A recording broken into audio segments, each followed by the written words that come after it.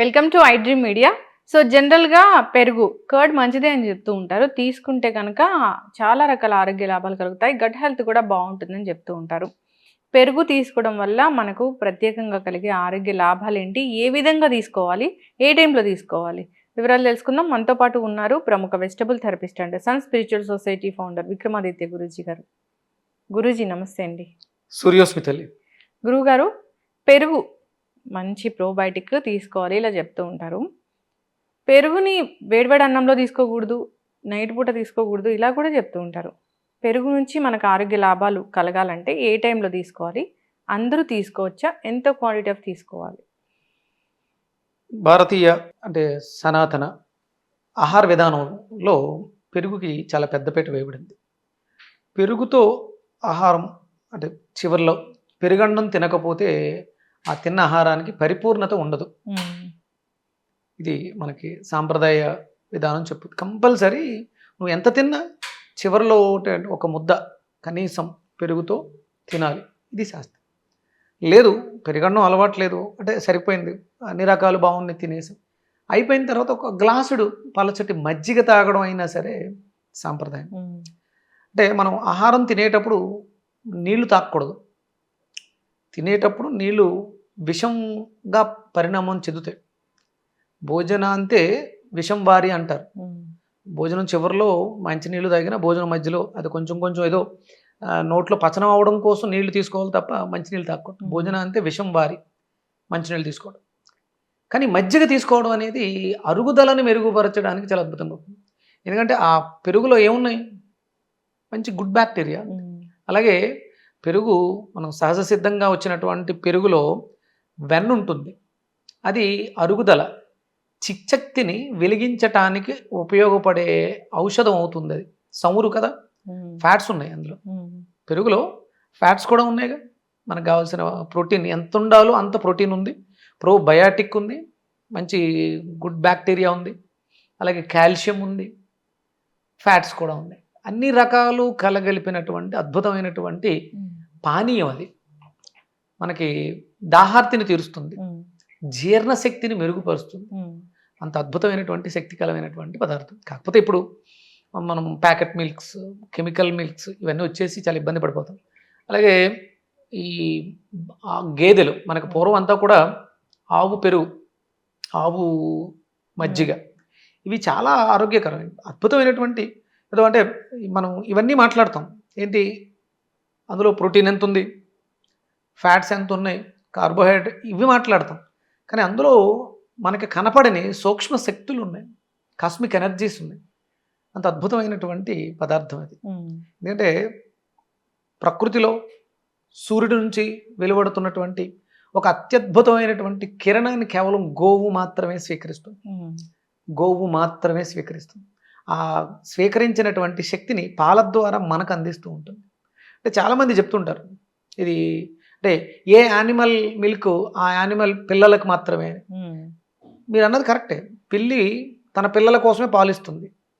అలాగే ఇంకా ఈ సరీసృపాల్లో చాలా రకాల జీవులన్నీ కూడా వాటిలో కానీ గోవు తన పిల్లతో పాటు తనని పోషిస్తున్నటువంటి యజమానికి కూడా ఆరోగ్యాన్ని చేకూర్చాలనే సంకల్పంతో ఉంటుంది. అందుకని దానికి గోమాత అంత విలువైంది.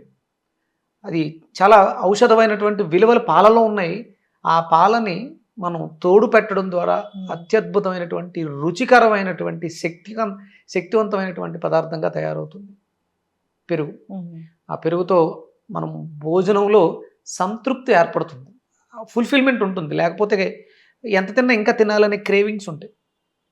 దానిని తగ్గించగలిగిన శక్తి అంటే ఎసిడిక్ నేచర్లో ఉన్నటువంటి శరీరాన్ని ఆల్కలైన్గా మార్చడానికి పెరుగు అత్యద్భుతంగా దోహదం చేస్తుంది, పలచగా చిలకడం వల్ల.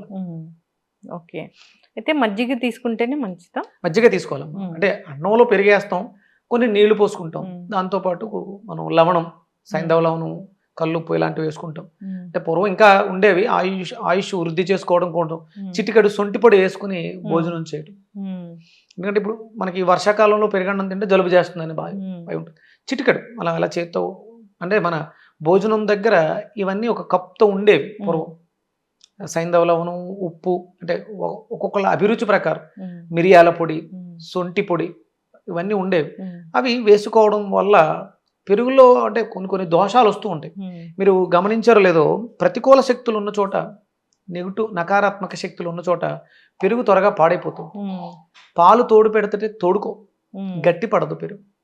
అంటే ప్రకృతిలో ఉండేటువంటి కాస్మిక్ ఎనర్జీని కూడా అది రిసీవ్ చేసుకుంటుంది. మీరు గమనించలేదు, బ్యాడ్ స్మెల్ వస్తూ ఉంటుంది పెరుగు తోడు పెట్టిన నెక్స్ట్ డే. సరిగా తోడుకోదు, నీళ్ళగా పైకి తిట్టులా తేలుతుంది. ఏదైనా గాలి వచ్చిందేమో, అంటే నెగిటివ్ గాలి మీన్స్ నెగిటివ్ ఎనర్జీ ఏమైనా ఉందేమో, మైలు గాలి తగిలిన పెరుగు పాడైపోతుంటుంది. అంత శక్తివంతమైనటువంటి పదార్థం పెరుగు. మనిషి యొక్క ఆయుర్దాయాన్ని పెంచేటువంటి పెరుగు. ఇదే పెరుగు ఎలా అయితే ఆయుర్దాయాన్ని ఇంప్రూవ్ చేస్తుందో, అదే పెరుగు సూర్యాస్తమైన తర్వాత తీసుకుంటే ఆయు క్షీణాన్ని కూడా చేస్తుంది. ఆయుష్ తగ్గిపోతుందమ్మా. సాయంత్రం సూర్యాస్తమైన తర్వాత పెరుగు తీసుకోవడం అనేది నీకు ఇవ్వబడినటువంటి భగవంతుడు నీకు ఇవ్వబడినటువంటి ఆయుర్దాయంలో నువ్వు తగ్గించుకుంటూ వస్తున్నట్టే. అంటే సందర్భానుసారం ఇదే ఔషధం, ఇదే విషంగా కూడా పరిణామం చెందుతూ ఉంటుంది. మజ్జిగ ఎప్పుడైనా తీసుకోవచ్చు, ఏ కాలమైనా. సీజన్లో ఏ కాలంలో అయినా సరే మజ్జిగ తీసుకోవచ్చు. కానీ ఇది ఉదయం మాత్రమే, సూర్యోదయం మాత్రమే. సూర్యోదయం తర్వాత పెరుగు నిషిద్ధం. పెరుగు కానీ మజ్జిగ కానీ పాలకు సంబంధించిన అంటే తోడు పెట్టినట్టు ప్రోబయాటిక్గా మారినవి ఏవి కూడదు. సూర్యాస్తమయం తర్వాత నిద్రించడానికి ముందు మిరియాలు కలిపినటువంటి పాలు శ్రేయోదాయకం. మరి అంటే ఇప్పుడు బాగా ఎవరికైనా షుగర్ ఉంటే కూడా పెరుగులో మెంతులు నానబెట్టుకొని తీసుకోవాలంటారు. అంటే పెరుగు మంచిదే, రుచికరంగా ఉంటుంది. మెంతులు చేదుగా ఉంటాయి. షుగర్ ఎక్కువ ఉన్న వాళ్ళు అంటే మెంతులు చేదుగా ఉంటాయి కాబట్టి షుగర్ తగ్గుతుంది అని అనుకుంటూ ఉంటారు. అంటే అది కొంతమందికి మాత్రమే అది పనిచేస్తుంది. చాలా సంవత్సరాలుగా చాలామంది నీళ్ళల్లో నానబెట్టిన మెంతులు కూడా తీసుకుంటున్నారు. అంత గుణవర్ధకంగా పనిచేస్తుంటే ఇప్పుడు ఇంకా రకరకాలు ఏంటి అని ఆలోచించాం. ఒక దానితో పరిష్కారం లభించేస్తుంది అన్నప్పుడు ఇంకో దాని గురించి మనం ఆలోచించాం. లేదు కాబట్టి ఆ మెంతులు తర్వాత కాకరకాయ వచ్చింది, కాకరకాయ తర్వాత చాలా రకాలు వచ్చింది. కానీ ఎక్కడా దీనికి ఎండ్ దొరకట్లేదు. అంటే మనిషికి మనస్తత్వానికి వైద్య విధానం అనేది మారుతూ ఉంటుంది. అందుకనే వైద్యుడు అన్నారు. అంటే కొన్ని రకాల దీర్ఘకాలికమైనటువంటి రోగాలు వచ్చినప్పుడు 85% మీ రోగాలను నయం చేసుకోవచ్చు. 85%. ఒక 15% రోగాలు నయం చేయాలంటే కొంచెం ప్రావీణ్యత ఉండాలి, సాధకులై ఉండాలి. ఏదో పుస్తకాలు చదివేసినంత మాత్రాన 4-5 ఏమంటారు మెడికల్ టెర్మినాలజీ మాట్లాడినంత మాత్రాన వైద్యులు అయిపోరు. డయేరియా వచ్చినప్పుడు కూడా పెరుగు వాడతారా? ప్రోబయాటిక్ అంటే మన బాడీలో గుడ్ బ్యాక్టీరియా లేకపోతే వచ్చేటువంటి ప్రాబ్లమ్స్ ఎదుర్కోవడానికి పెరుగు అత్యుత్తమైనటువంటి ఔషధం. చాలా అద్భుతమైనటువంటి ఔషధ గుణాలు ఉన్నాయి. అది ఆహారంతో కలిసినప్పుడు ఆహారమే ఔషధం అవుతుంది కాబట్టి మనకు అద్భుతమైనటువంటి పోషకాలను ఇస్తుంది. దాన్ని అంటే కేవలం ఒక పెరుగుని చిలకడం అనేది ఒక పెద్ద ప్రక్రియ. ఒక చెక్క కవ్వాన్ని పెట్టి దాన్ని clock wise anti clock wise తిప్పడం వల్ల మరింత శక్తివంతంగా తయారవుతుంది. అందులో కంటికి కనపడని ఆయిల్ ఉందిగా పెరుగులో, దాన్ని దేని ద్వారా బయటకు తీస్తున్నాం? చిలకడం అనే ఒక ప్రక్రియ. ముందుకి వెనక్కి చిలకడం ద్వారా లోపల ఉన్నటువంటి అంటే ఇంకొకటి ఏదో ప్రవేశించి ఈ రెండింటిని విడగొట్టింది. మనకు చాలా శక్తివంతమైనటువంటి పదార్థం. ఏదో అంటే మనం తొరిపేసుకోవడం కాదు, చిలకాలి. ఆ చిలకడం వల్ల కాస్త ఎనర్జీస్ అన్నీ కూడా అందులో యాడ్ అవుతాయి. ఒకసారి క్లాక్ వైజ్ తిప్పినప్పుడు పైన ఉన్న ఎనర్జీ కిందకి దిగుతుంది, యాంటీ క్లాక్ వైజ్ తిప్పినప్పుడు దాంట్లో స్ప్రెడ్ అవుతుంది. ఇది ప్రక్రియ నిరంతరంగా జరిగి అంటే మనకు వెన్న కావాలనుకున్నప్పుడు బాగా ఎక్కువసేపు చిలుకుతుంది. తాగడానికి కావాలనుకున్నప్పుడు నార్మల్గా 4-5 సార్లు చిలకాలి కంపల్సరీ. చిలకడం వల్ల చెక్క కవ్వం వేసుకుని అది మరింత ఔషధంగా మారుతుంది. దాంట్లో కొంచెం దోరగా వేయించినటువంటి జీలకర్ర, కొంచెం సైంధవ లవణం, 2 కరివేపాకు రబ్బలు వేస్తే అద్భుతమైనటువంటి బటర్ మిల్క్ చాలా అద్భుతంగా ఉంటుంది. చక్కగా చెప్పారు గురూజీ. పెరుగు తీసుకోవచ్చు, తీసుకుంటే ఆరోగ్య లాభాలు కలుగుతాయి. కానీ ఉదయం పూట మాత్రమే పెరుగు తీసుకోవాలి, ఈవినింగ్ టైంలో పెరుగు తీసుకోకూడదు అనేది వేదంలో శాస్త్రం సాయంత్రం పూట పెరుగు తీసుకోకూడదు అనేది శాస్త్రంలో చెప్పబడింది. సో ఆ విధంగా అందరూ ఫాలో అవ్వాలని కోరుకున్నాం. పెరుగు అన్ని విధాలా మంచిది. పెరుగులో మెంతులు కలుపుకొని తీసుకుంటూ ఉంటారు. సో పెరుగులో గ్యాస్ట్రిక్ బాగా ఎక్కువగా ఉన్న వాళ్ళు మెంతులు వాడకూడదమ్మా. ఎసిడిటీతో సఫర్ అయ్యే వాళ్ళు మెంతులు వాడకూడదు. మిగతా వాళ్ళు వాడుకోవచ్చు. అంటే ఇవి తెలియాలి. అంటే వస్తువు యొక్క గుణాన్ని బట్టి అది ఎప్పుడు వాడాలో తెలియాలి. అలాగే చాలా మంది వెల్లుల్లిపాయలు తినేయాలి అంటారు, నమలాలి. వాటి వల్ల కూడా గ్యాస్ట్రిక్ ఇష్యూస్ పెరుగుతాయి. వెల్లుల్లిపాయ మంచిదే, ఎంతవరకు మంచిది, దేనికి మంచిది, ఔషధానికి గుణగణాలు ఉంటాయి, వాటిని అనుసరించాలి. అది కొంత ప్రావీణ్యత కలిగిన వాళ్ళు ఔషధాలుగా తీసుకోవాలి. అందుకనే మనకి కూరల్లో పెట్టుకుంటాం. ఉమ్, దానికి ఏమి పెద్ద ఇబ్బంది ఉండదు. పసుపు వాడడం మంచిదే. ఉమ్, ఎంత మంచిది అనేది కూరల్లో వేసుకోవడం వరకు అంతే. మంచిది. మంచిది కదా అని చెప్పేసి అని పాలలో ఎక్కువ కలుపుకుని తాగితే మోషన్ టైట్ అయిపోతుంది, ఇబ్బంది అయిపోతుంది. ఏదైనా ఔషధమే అవును. పరిమాణంలో వాడాలి. దానికి ప్రావీణ్యత కావాలి, దానికి సాధన కావాలి. ఎవ్వరూ పైనుంచి ఊడిపడం. ఉమ్, రెగ్యులర్గా ప్రతిదీ చూస్తూ సాధన చేస్తూ ఉంటే ఎవరికి వాళ్ళే 85% మీకు వచ్చే రోగాలకి మీరే డాక్టర్. ఉమ్. దాని తర్వాత మాత్రమే మీకు ప్రత్యేకమైన నైపుణ్యం కలిగినటువంటి సాధకులు కావాలి. ఎస్, చక్కటి ఇన్ఫర్మేషన్ గురూజీ.